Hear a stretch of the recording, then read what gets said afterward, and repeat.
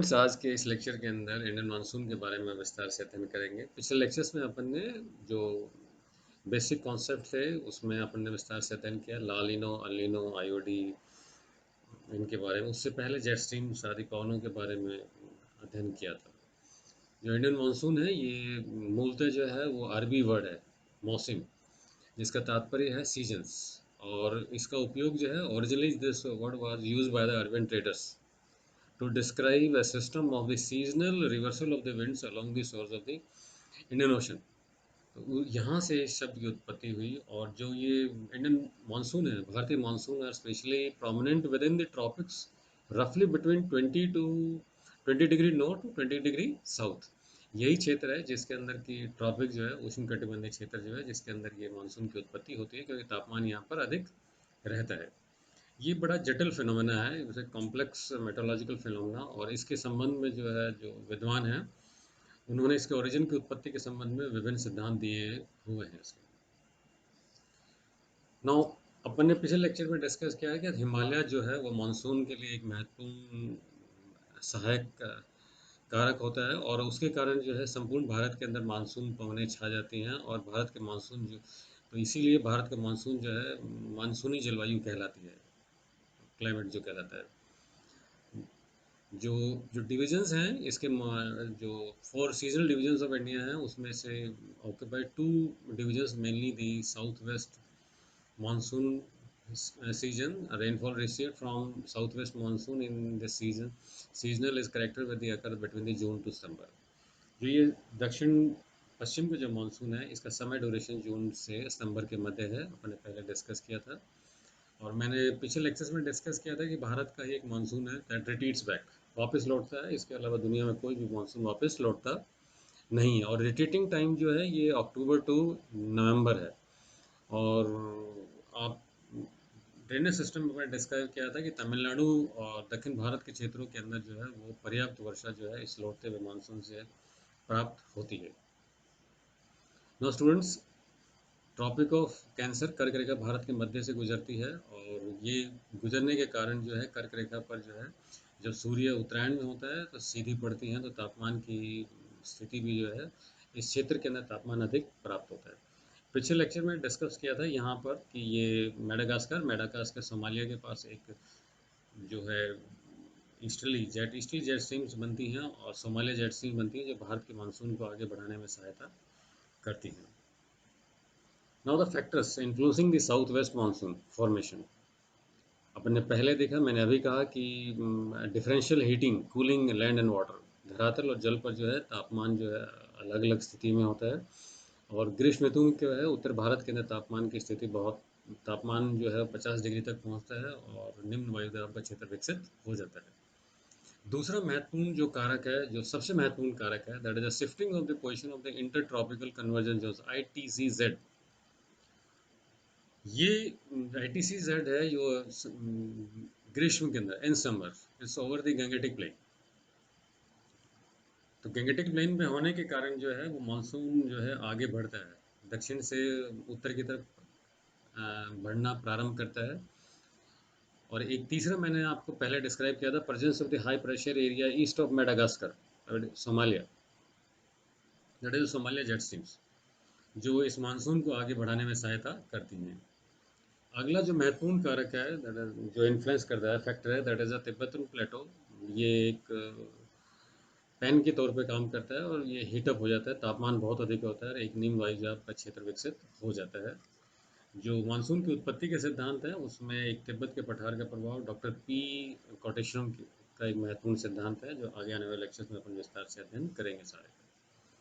Now, the movement of the western jet streams to the north of the Himalayas and the presence of the tropical easterly jet streams over the Indian peninsula during the summer, ये मैंने describe किया हुआ था jet streams के बारे में, किस प्रकार से एल नीनो, ला नीनो और इन जेट स्ट्रीम्स का, ईस्टर्ली जेट स्ट्रीम्स का जो है किस तरीके से भारतीय मानसून पर प्रभाव पड़ता है।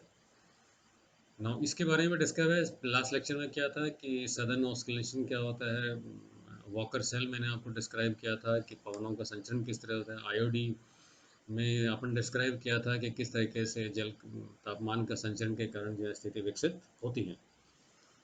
Now inter tropical convergence zone जो है ये basically this is a north, this is very, this is where the north east and the south east trade winds converge मिलती हैं।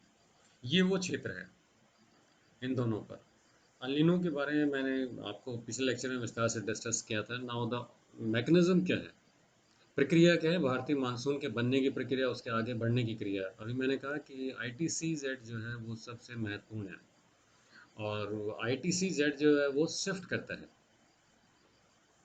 The location of the ITCZ shift north and south of the equator, this is important, with the apparent of the movement of the sun. सूर्य की किरणें जो है उत्तरायण में जाती हैं, दक्षिण में जाती हैं, और उसके कारण जो है वो दोनों गोलार्धों के अंदर आप देखा है कि tropic of Cancer and tropic of Capricorn, इसी क्षेत्र के अंदर सूर्य की किरणें सीधे पड़ती हैं, और उसी के कारण ITCZ भी इक्वेटर को शिफ्ट करता है।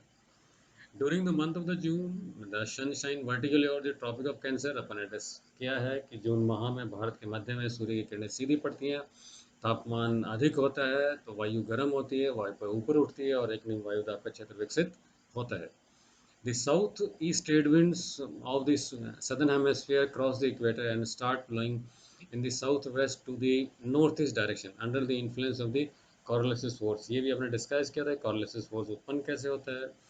इसकी अर्थ के मूवमेंट के कारण उत्तरी या दक्षिणी गोलार्ध के दाएं और बाएं तरफ पवनों को मोड़ने में ये एक महत्वपूर्ण सहायता करता है। In the month of the July the ITCZ shift 20 to 25 degree north latitude and is located in the Indo Gangetic plain. अपन ने मैंने किया, यही जो क्षेत्र है भारत का, जो गंगा और जमुना का मैदान है, और 20 डिग्री से 25 डिग्री उत्तरी अक्षांशों के मध्य ITCZ चला जाता है, शिफ्ट करता है। और जब ये उधर शिफ्ट करता है तो मानसून जो है, जो दक्षिण पश्चिम मानसून जो है वो भारत की तरफ बढ़ना प्रारंभ करता है। अभी मैं ऊपर डिस्क्राइब किया है कि जो ITCZ जो है वो उत्तरी पूर्वी व्यापारिक पवनों तथा दक्षिणी गोलार्ध से आने वाली दक्षिणी पूर्वी व्यापारिक पवनों का मिलन होता है, और ये ITCZ बनाती हैं। और इसी ITCZ से जो है वो पवनें आगे बढ़ती हैं। मैप में स्टूडेंट देखेंगे, this is equator, tropic of Cancer और ट्रॉपिक ऑफ कैप्रिकॉर्न। तो ITCZ जो है वो शिफ्ट करता है, और सूर्यों के उत्तरायण और दक्षिणायन के हिसाब से ये शिफ्टिंग होती है, और वो सीधा संबंध जो है वो तापमान से है। Now, the shifting in the position of the ITCZ is also related to the phenomena of the withdrawal of the western jet streams from its position over the northern Indian plains south of the Himalayas। अगर ये वापस लौटता है तो फिर पवनें दोबारा से नीचे की तरफ लौटने लगती हैं। ये अपने डिस्क्राइब किया है मैंने पहले लेक्चर्स में, डिस्क्राइब किया। अभी भी मैंने कहा कि easterly jet stream Somalia jet जो है वो इस भारतीय मानसून को अरब सागर की तरफ से आगे बढ़ाने में बहुत अधिक सहायता करती हैं। As these winds approaches the land, their south westerly direction is modified by the relief and the thermal low pressure over the northwest India. The monsoon approaches the Indian landmass in two branches। अपन ने ये बार बार जैसे ITCZ Cherrapunji मॉरिसम मैंने discuss किया था कि ये वो क्षेत्र हैं, पवनें जब आती हैं तो इस क्षेत्र के अंदर गारो खासी और पहाड़ियों के अंदर जो है फनल शेप अंदर प्रवेश कर जाती हैं, ऊपर उठने लगती हैं, तो संघनन की क्रिया कंडेंसेशन के कारण इस क्षेत्र के अंदर वर्षा की मात्रा बहुत होती है, और इसके कारण जो है दो शाखाएं बन जाती हैं इसकी, और एक अरब की शाखा, एक अरबियन ओशन से उठती है और दूसरी बंगाल की खाड़ी से उठती है। Now Arabian branches and the Bay of Bengal branches, दो शाखाएं भारत के मानसून की, जो दक्षिण पश्चिम मानसून है उसकी दो शाखाएं बन जाती हैं और ये भारत में प्रवेश करती हैं। Another phenomena associated with the monsoon is the tendency to have breaks in rainfall. पिछले लेक्चर में मैंने कहा था कि भारतीय मानसून का एक करेक्टर ये भी है कि निरंतर वर्षा नहीं होती, बीच बीच में टूट जाती हैं, और वर्षा का जो क्रम है कुछ महीने ही है, वर्ष भर नहीं है, ये एक इसकी करेक्टर है। और these breaks in the monsoon are related to the movement of the monsoon trough. ये मानसून ट्रफ है जो इसका थोड़ा बहुत मूवमेंट के कारण ये ब्रेकअप आता है, और फिर इसके आने के आगे बढ़ने के बाद मानसून आगे बढ़ता है। Despite an overall unity in the general pattern, there are perceptible regional variation in the climatic condition within the country। मैंने मानसून के संबंध में कहा था कि मानसून के कारण और हिमालयस के कारण जो है मानसून पवनें पूरे भारत में छाती हैं और भारत की मानसूनी जलवायु बनती है। ये यूनिटी को दर्शाता है। और इस यूनिटी के बाद भी जो है इस वर्षा की मात्रा में क्षेत्रीय विभिन्नता पाई जाती है। अपन ने डिस्कस किया था कि राजस्थान में बहुत कम मिलती है, चेरापूंजी के अंदर बहुत, मौसम के अंदर बहुत अधिक वर्षा आसाम के क्षेत्र में देखने को मिलती है। तो बहुत वेरिएशन जो है मानसून साउथ में भी, ये वेरिएशन अपन ने डिस्कस किया था कि शेडो रीजन कैसे बनता है। ये सारी चीज़ें जो है भारत में मानसून की विविधता या उसके वेरिएशन को प्रदर्शित करती हैं। नाउ रोटेटिंग मानसून मैंने पहले डिस्क्राइब किया student, the Indian monsoon is the only monsoon that retreats back, वापस लौटता है। इसके अलावा दुनिया का कोई भी मानसून वापस लौटता नहीं है। और इसके लिए रिस्पॉन्सिबल जो है वो सहायक जो है वो हिमालय पर्वत श्रृंखला है, क्योंकि पवनें उनको क्रॉस नहीं कर पाती हैं तो वापस लौटती हैं। The retreating southwest monsoon season is marked by the clear sky and the rise in the temperature. That is October time है जब स्काई क्लियर होगा, एक बार तापमान अचानक बढ़ने लगेगा और ये वो ड्यूरेशन है। The land is still moist, humidity काफ़ी रहती है इस वक्त भी, सितंबर अक्टूबर के आसपास ही। Owing to the condition of the high temperature and the humidity, the weather became rather oppressive. This is a common known as the October heat. The second half of the October, the mercury begins to fall rapidly, particularly in the northern India. यहाँ के बाद जब उत्तर भारत के अंदर जो है तापमान अचानक गिरने लगता है, और अक्टूबर के बाद मैंने डिस्कस किया था। और ये because of the rotating of the monsoon condition बनने लगती हैं। The weather in the rotating monsoon is dry in North India, but it is associated with the rain in the eastern parts of the peninsula. मैंने पहले अपन ने कहा था कि Tamil Nadu, I give the example of Tamil Nadu और दक्षिण भारत के अंदर लौटते हुए मानसून के अंदर अत्यधिक वर्षा होती है, और बंगाल की खाड़ी से पवनें जब लौटती हैं तो वो मॉइस्चर गेन कर लेती हैं। Here October and November are the most rainiest month of the year and special in the Tamil Nadu. बाढ़ भी आती है इस क्षेत्र के अंदर। The widespread rain in this season is associated with the passage of the cyclonic depression, which originate over the Andaman Sea and manage to cross the eastern coast of the southern peninsula. These tropical cyclones are very destructive. अब मैंने कहा कि इस क्षेत्र के अंदर, दक्षिण भारत के अंदर बहुत अधिक वर्षा होगी अक्टूबर नवंबर के अंदर, और बाढ़ की स्थिति कभी कभी बन जाती है। The bulk of the rainfall of the Coromandel coast, ये सुने कहा था अपने मालाबार कोस्ट और Coromandel coast is derived from this depression and the cyclone. Unlike the rest of the country, these which receives rain in the southwest monsoon, the season between the June to September, the northeast monsoon is crucial for the farming and water scarcity in the south. ये बहुत important है लौटता हुआ monsoon, मैंने पहले भी आपको कहा था। Now impact of monsoon on the Indian life. Bharat की जो कृषि है वो कृषि प्रधान देश है, और भारत की जो कृषि है वो भारतीय मानसून पर अत्यधिक निर्भर करती है। और कभी कभी एग्जामिनेशन में कहा था कि explain the Indian monsoon in context to, कि भारतीय मानसून एक जुआ है, it's a gamble. Now 65% of people in India depend on the agriculture and their livelihood, and agriculture itself is based on the monsoon. मैंने अभी कहा कि पूरी कृषि जो है, अधिकांश कृषि जो है वो हमारी इस पर निर्भर करती है। Now, agriculture prosperity of India depends very much on timely and adequate distribution of the rainfall. अगर वर्षा मानसून सही आता है, पर्याप्त आता है, तो कृषि के लिए बहुत अधिक फेवरेबल कंडीशन जो है भारत में विकसित हो जाती हैं, क्योंकि बहुत सारा क्षेत्र है जहाँ पर अभी सिंचाई के साधन पर्याप्त विकसित नहीं हुए। और जो regional variation of the monsoon है वो, इसके कारण जो है वो क्रॉप से वेरिएशन मिलता है अपने को, कि वो ड्राई फार्मिंग होती है या अलग अलग फार्मिंग का मेथड इसीलिए अपनाया गया था क्योंकि वेरिएशन मिलता है यहाँ पर। वर्षा की मात्रा में क्षेत्रीय आधार पर विभिन्नता पाई जाती है, और वो ये विभिन्नता जो है वो वहाँ की कल्चर में, पहनावे में, खाने में, मकानों के प्रकारों में, सब चीज़ें में हमें देखने मिलती है। ह्यूमन ज्योग्राफी में आपने इसका विस्तार से अध्ययन आप करते हैं।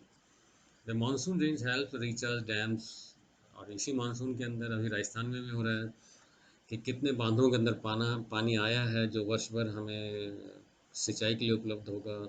ये पानी की मात्रा जो है हाइड्रो इलेक्ट्रिसिटी जनरेशन में हमें सहायता करेगी। और winter rainfall by the temperate cyclone in north India is significant beneficial rabi crops, और जो शीत ऋतु का जो मानसून विस्तार से पढ़ेंगे नेक्स्ट लेक्चर्स में, कि उसमें जो है उत्तर भारत में जो रबी की फसल होती है, गेहूँ है, सरसों है, उसके लिए वो बहुत ही सहायक होता है। What are the negative? कुछ इसके ऋणात्मक पक्ष भी है। द वेरिएबिलिटी हमने कहा कि बहुत अधिक विभिन्नता है, रिलायबल नहीं है। और या तो कभी-कभी बहुत अधिक वर्षा हो जाती है और कभी-कभी सूखे की स्थिति भी विकसित हो जाती है और वो भारत की आर्थिक स्थिति पर प्रभाव डालती हैं। और जो मानसून जो है वो सडनली अचानक आता है और एकदम अगर वर्षा भी अगर बहुत तेज़ी से गिरती है, मैंने कहा था कि मूसलाधार वर्षा गिरती है और उसके कारण क्या होता है कि अपर्दन की क्रिया बहुत अधिक जो है भारत में देखने को मिलती है। और जो पहाड़ी भाग है, अपन वहाँ देखते हैं कि जो ये वाला उत्तरांचल वाला पहाड़ में क्षेत्र है, हिमाचल वाला क्षेत्र है, इसमें लैंडस्लाइड भूसंकलन की क्रिया जो है वो अचानक वर्षा अधिक होने के कारण देखने को मिलती है। और ये भूसंकलन की क्रिया जो है वो प्राकृतिक और जो हमारा फिजिकल इंफ्रास्ट्रक्चर है, ह्यूमन लाइफ है, उसको आर्थिक दृष्टि से बहुत अधिक हानि पहुंचाता है इसको। Thank you.